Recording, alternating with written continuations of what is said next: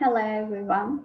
Today I'm going to talk about the second part of Unit 9 from Speakout for Intermediate. This part is called Into the Wild.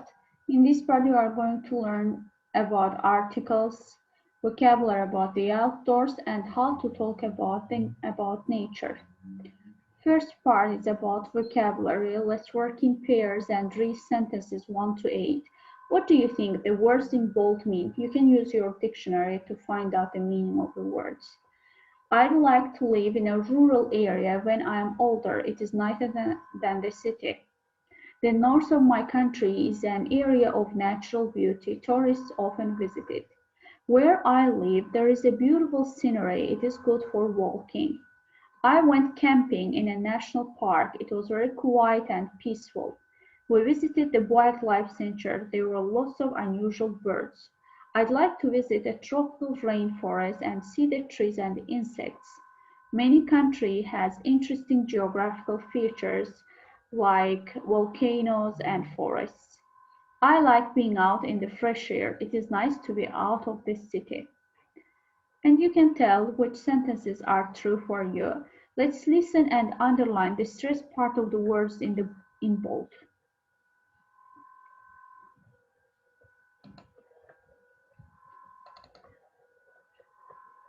Unit 9, Recording 4.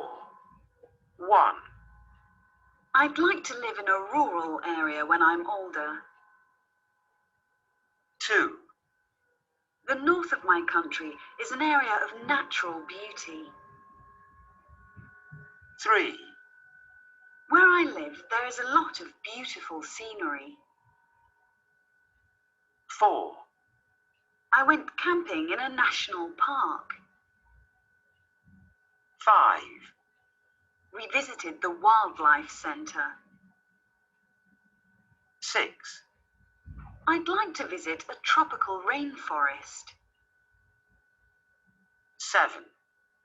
My country has interesting geographical features. 8.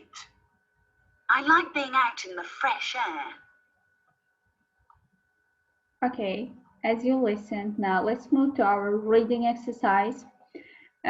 First, look at the pictures and the titles of the stories. What do you think happened? As you see, you can see a jaguar in the photo, and I think it is a bee's nest. So the name of the stories, first one is called Bee Attack, and the second one is A Surprise Meeting. According to the name of the stories, name of the articles, you can find out, you can guess what will happen in the story. But also we have here questions. Let's read the text and answer the questions.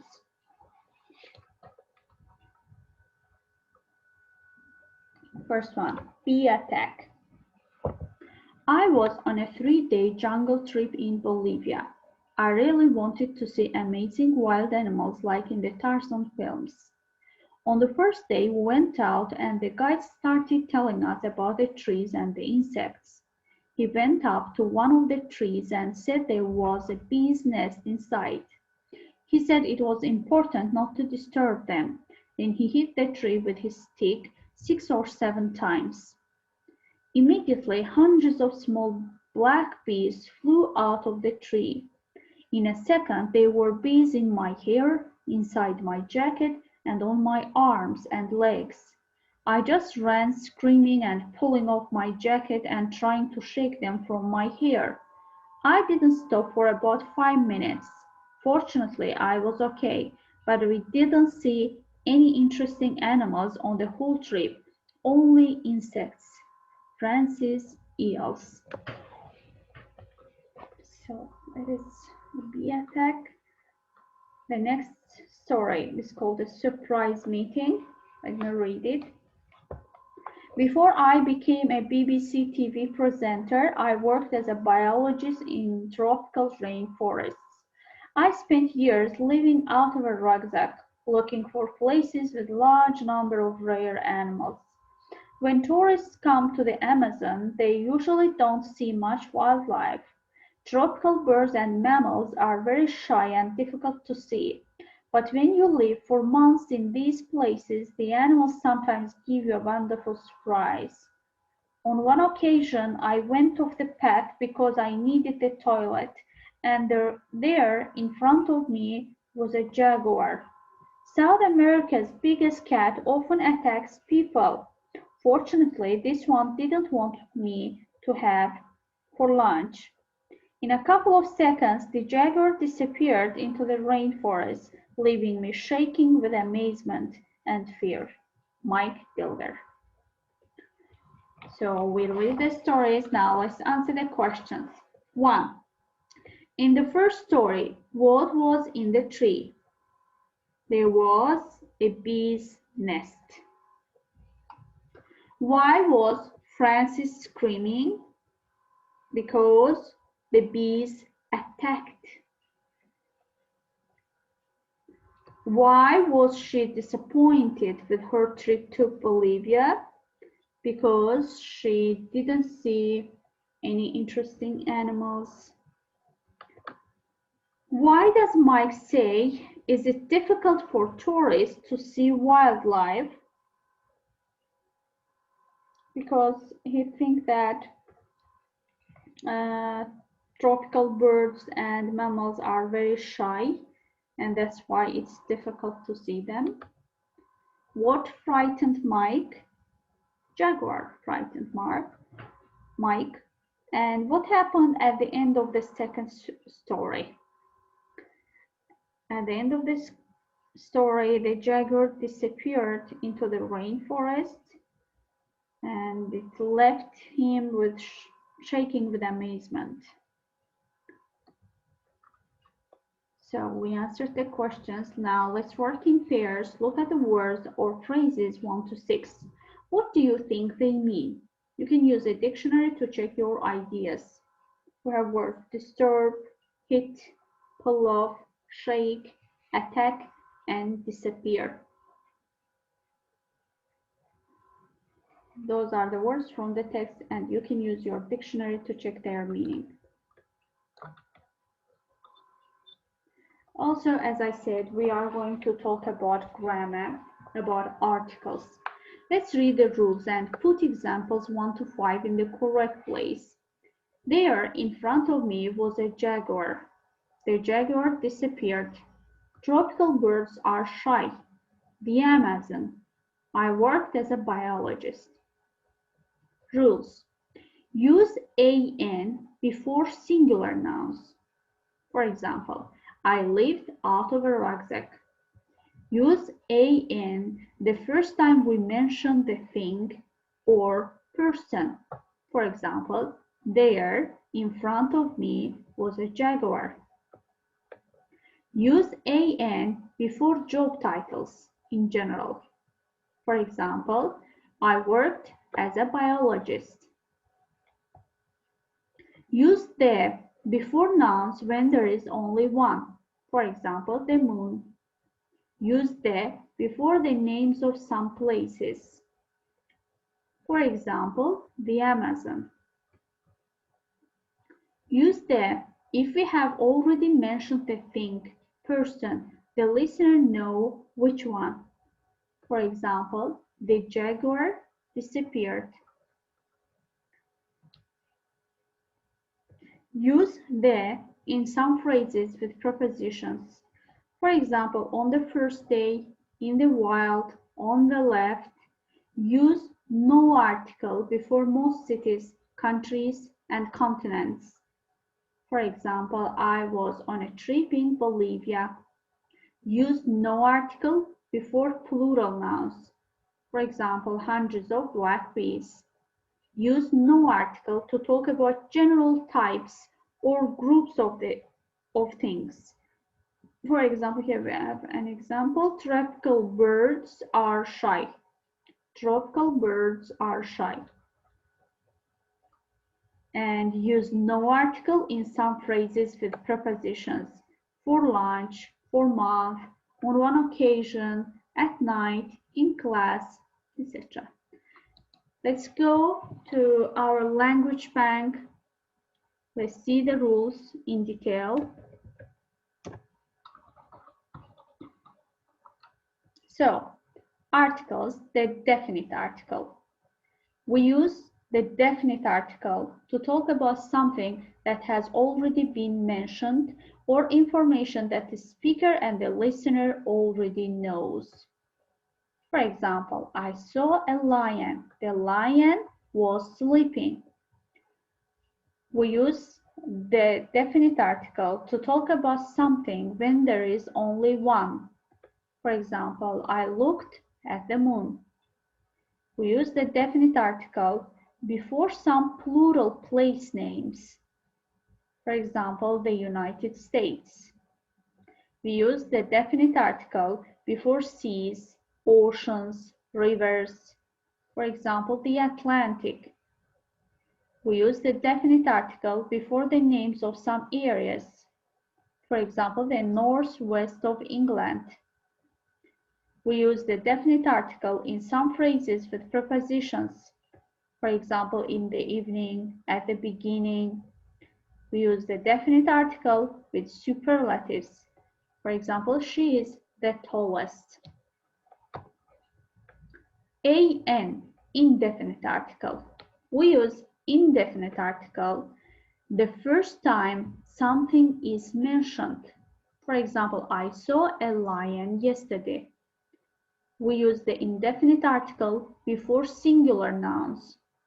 For example, there is a library in the town. We use the indefinite article before job titles in general. For example, I'm an actor. We use no article or zero article when we talk about things or people in general. For example, dogs are friendly animals. We use no article before plural nouns. For example, I am taking 4 classes this term. We use no article before most cities, countries, and continents. For example, I live in Germany. We use no article in some phrases with prepositions. For example, on Tuesday, at sea, in hospital, at work. So that's all about grammar explanation. Now let's practice.